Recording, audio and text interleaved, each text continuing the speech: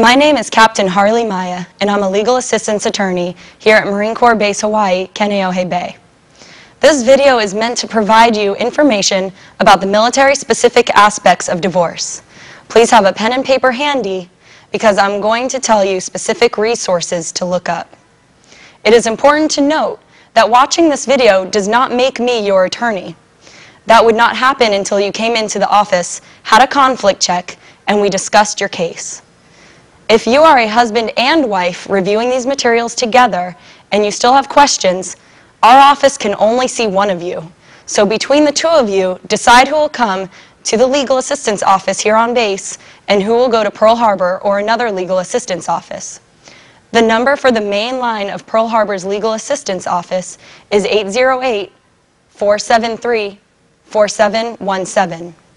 The topics I'm going to cover are 1. Family support requirements in the absence of a court order or separation agreement. 2. Considerations in dealing with on-base housing. 3. Early return of dependents. And 4.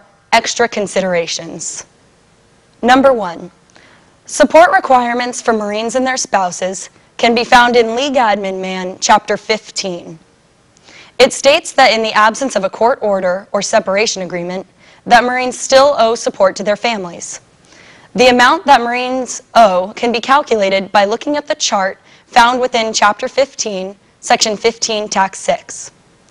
If the service member is getting BAH and that money is not being taken directly out for housing, look at the column all the way to the right to calculate how much you owe. If you are living in on-base housing, look to the middle column. Under no circumstances can the Marine owe more than 1/3 of his or her gross pay. Gross pay is BAH plus base pay and nothing else. Marines owe this amount unless one of the following is true. Number 1, that the gross income of the spouse exceeds the gross military pay of the Marine, including allowances. That Marine still has to pay child support, though. Number 2, interim financial support has been provided to the spouse for a continuous and uninterrupted period of 12 months. That Marine still has to pay child support, though.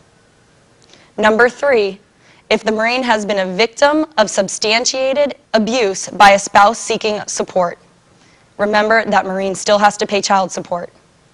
Number 4, if the Marine is paying regular and recurring obligations, such as rent or consumer debts of the family members requesting support of sufficient magnitude and duration as to justify a reduction or elimination of support-specific requirements.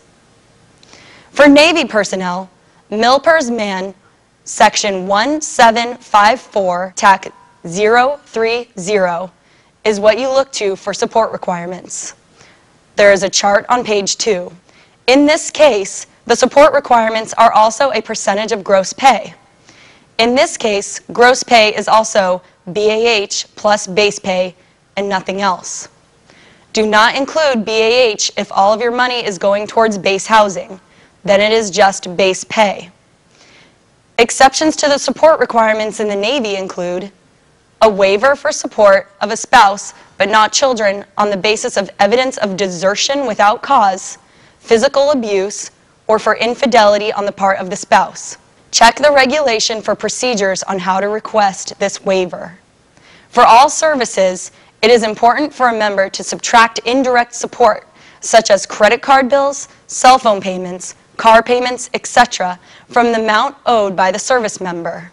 If the service members fail to provide adequate support to their families for the Marines, you can be subject to the UCMJ for violations of orders.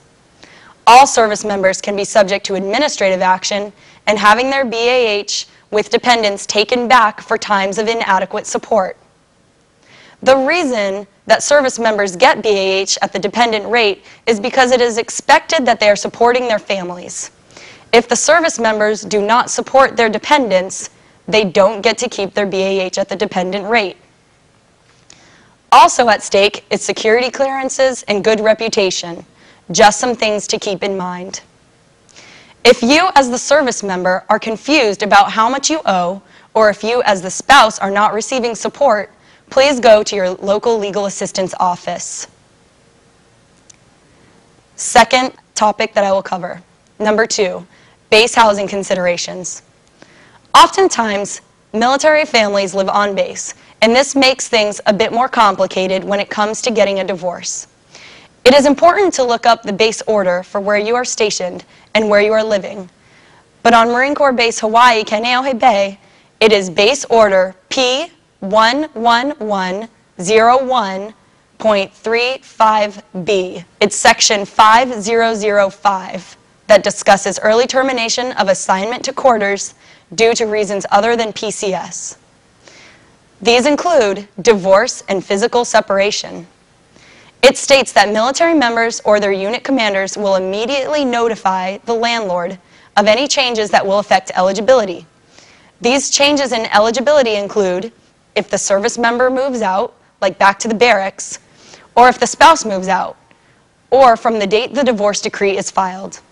At that point, the remaining persons will have usually 30 days to leave the house.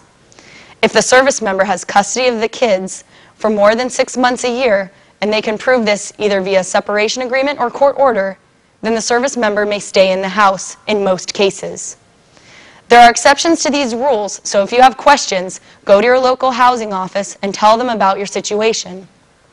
The phone number for Marine Corps Base Hawaii Family Housing Office is 808-257-1257.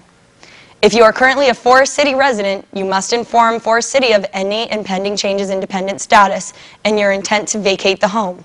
Please call the Resident Services Office at 808-839-8700 for assistance.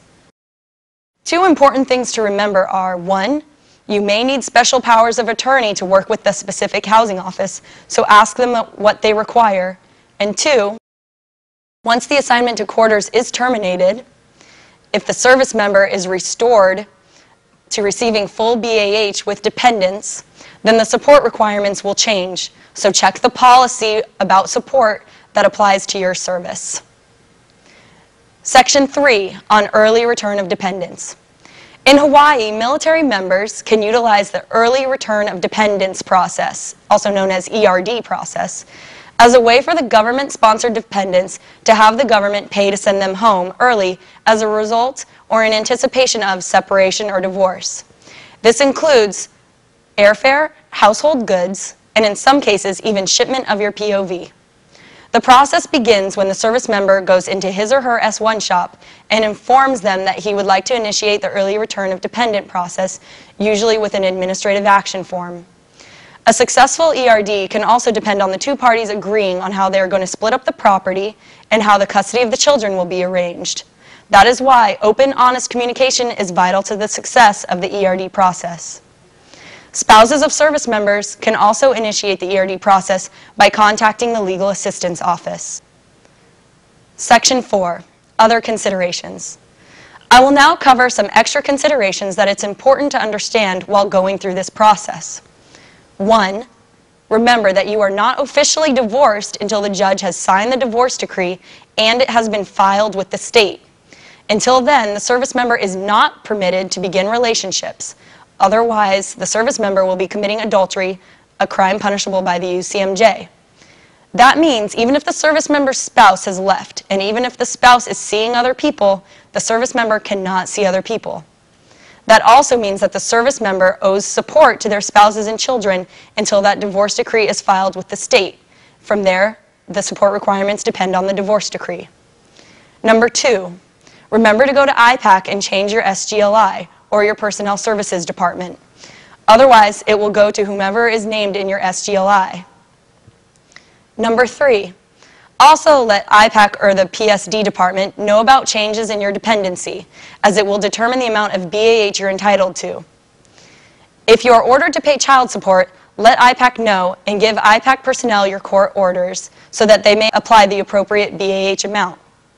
Failure to inform IPAC or PSD about changes in your dependency will result in the government withholding your pay until it gets back the extra that it paid you, if it came to that. Number 4, go into the Legal Assistance Office and change your will. Otherwise, even if you remarry, however your original will was drafted is how it will be distributed.